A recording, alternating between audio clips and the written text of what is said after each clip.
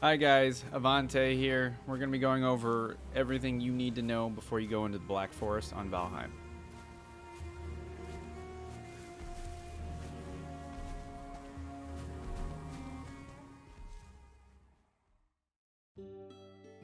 Before you go into the Black Forest, there's going to be a few items that I recommend that you have. First set of items that I recommend you go in with is going to be the leather armor and leather pants. Now, it's not required that you go in with these, but they're pretty easy to make. You just need to go around killing a few deer/boar, and you'll have leather 1 armor and pants. You don't have to upgrade, but obviously anytime you can do upgrades, obviously do them. And then the second set of items is going to be the bow and arrows. There's a couple of types of arrows you can make pretty early on in the game. That's going to be wood, flint, and fire. Obviously, the better tier is probably the fire and the flint. But wood arrows will do just fine, and they're pretty cheap at just 8 wood per 20 arrows. The next set of items I'm going to recommend before you go into the Black Forest will be, of course, some sort of melee weapon, and highly recommend the shields. Whether it's the tall one or the circle one, it doesn't matter. I personally use the small circle one, but the shields are very, very, very good for blocking. Obviously, you need stamina for that. And then the club, flint spear, flint axe, flint knife, any sort of melee weapon to go along with your bow and arrows is great. The last item we're going to talk about is going to be the antler pickaxe. Now this, I believe, should be a required item when going into the Black Forest, as it will be used to mine certain resources that are only located here. And to acquire this item, you will need to kill the first boss in the game and acquire the 3 antlers that he drops. Keep your eyes open while you're in the Black Forest, as there's going to be unique items just for that area. Things such as thistle, blueberries, carrot seeds, yellow mushrooms, which I'll be showing later, as well as copper and tin ore, which we'll be getting to here. In the Black Forest, try to look around for rock formations such as this one in front of us. Now, some of them look pretty similar to the copper deposits, but the copper deposit will have some sort of like shiny goldish glow to it, or tint. Now be aware, whenever you're chopping wood or chopping trees or chopping at the stone or the ground, it does make noise in the forest and it will attract enemies. The next unique item we'll go over in the Black Forest will be tin. Now, tin deposits can only be found along the coast in the Black Forest biome. It's always wise to look in the top right of your minimap to make sure you are still in the Black Forest biome, as sometimes the meadow biome and the Black Forest biome will be kind of similar during the day and night, so you kind of can't tell. A key indicator I usually look for are fir and pine trees, which are only located in the Black Forest. My next tip for the Black Forest is going to be find any structures that you can. There are usually some stone buildings made around the Black Forest, just random buildings, maybe random huts as well. And you can build your own, of course, if you'd like to.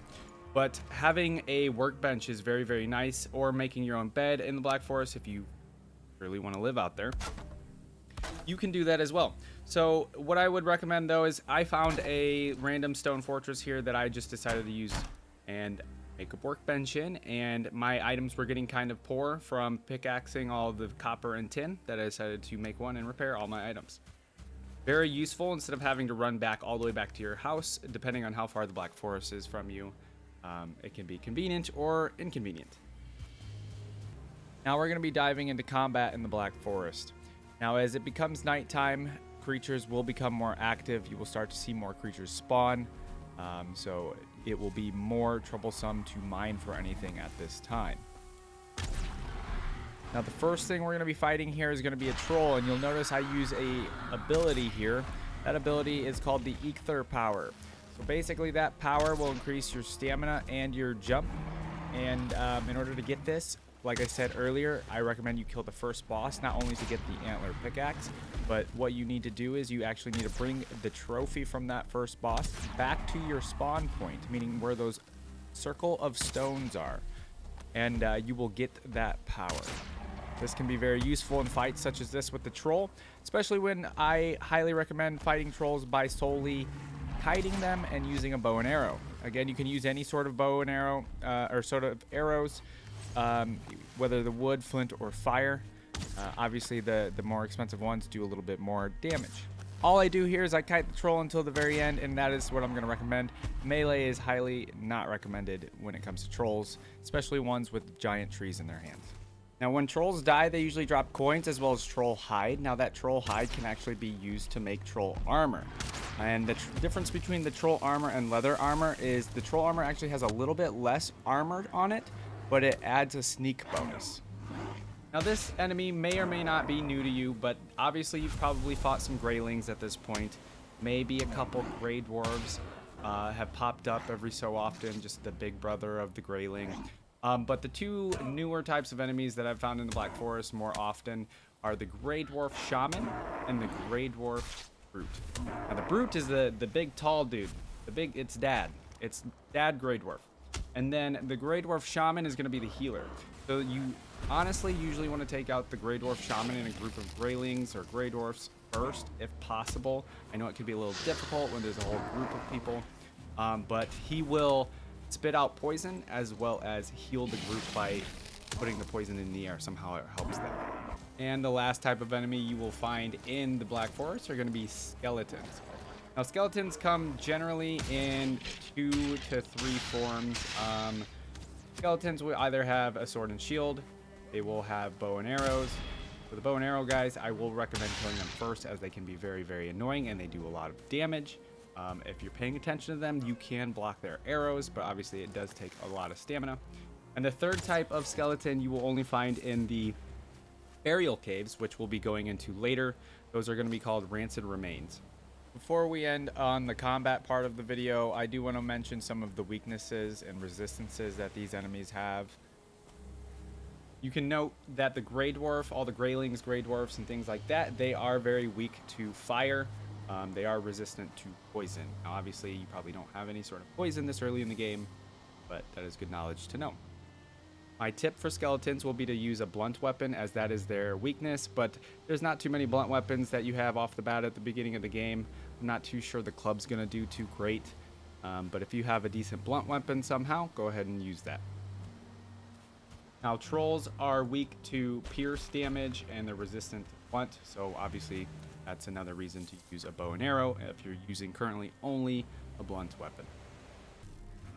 There are going to be two types of dungeons that you find in the Black Forest. The first will be the Troll Cave. Now, the Troll Cave obviously is for the trolls, and there will only be one. At least I've only ever encountered one, but that would be very, very scary if there were two in there. Now, fighting inside the cave can be a little bit difficult. I try to still use the bow and arrow. It can be obviously useful to dodge and roll. I would recommend definitely having the power activated if you can. Other than that, though, I don't have too many tips or tricks for that. We did have a group of people that would go in with us, and we would just take out the troll. I will say early on, the troll can be pretty difficult. Now, after you've defeated the troll, as you walk around, you will notice that there are glowing mushrooms. So now these mushrooms here are mushrooms that give you more stamina than they do HP. Stamina can be pretty nice, especially early on, because stamina can kind of be pretty low. Now, this cave didn't have one, but there's usually a chest or two in the back, and that chest will usually contain items like the Amber Pearl, bone fragments, coins, as well as arrows, rubies, things like that. In the next section for burial caves, I'll go over a little bit more what the Amber Pearl, bone fragments, and coins and things like that are used for. Next, we'll be discussing the burial chambers in the Black Forest. Types of enemies you're going to encounter in here are going to be the skeletons that I showed you earlier, archers, as well as the sword and shield. And then you'll find rancid remains as well as bone pile spawners. So the rancid remains are going to be giant, basically poisonous skeletons. You'll notice them. It can be kind of actually easy to kite them or just fight them at doorways, because they're generally kind of too big for most of the doorways. But my recommendations on fighting in this tight area is going to be using the melee and shield. Just block if you can, or whenever a skeleton is swinging, you can actually time it and just back up a little bit, and then you have an opportunity to hit them.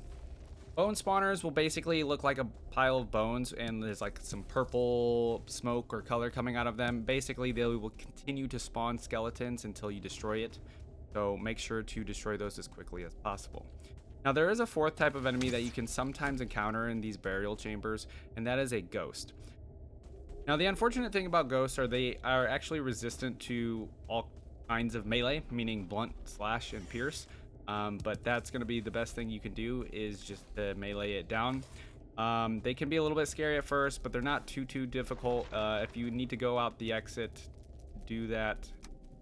Throughout the burial chambers, you'll find more items such as coins, amber pearls, bone fragments, as well as certain cores. Now these will be used to craft certain things like the furnace or bonfires, charcoal kilns, smelters, things like that back at your base. If there's anything you would want to grab all of in the burial chambers, it would be the certain cores, as those are very useful throughout most of the game. Also located in the burial chambers is going to be a tablet of some sort on the wall. Now this is actually used to register the location of the second boss, or the second biome boss, so the Black Forest boss, and that is the Elder. I'm going to make this into a different video, but we're going to do a quick overview of the merchant. So the merchant is located in the Black Forest, but the location of the merchant is completely random based on the seed of your map. The merchant, luckily on my dedicated server with friends, was pretty darn close to our starting base actually. I guess I'll make note that there is a fishing rod and fishing bait for those that are interested in fishing in the game. Thanks for watching, guys. These are my tips and tricks in the Black Forest, and I hope you enjoyed.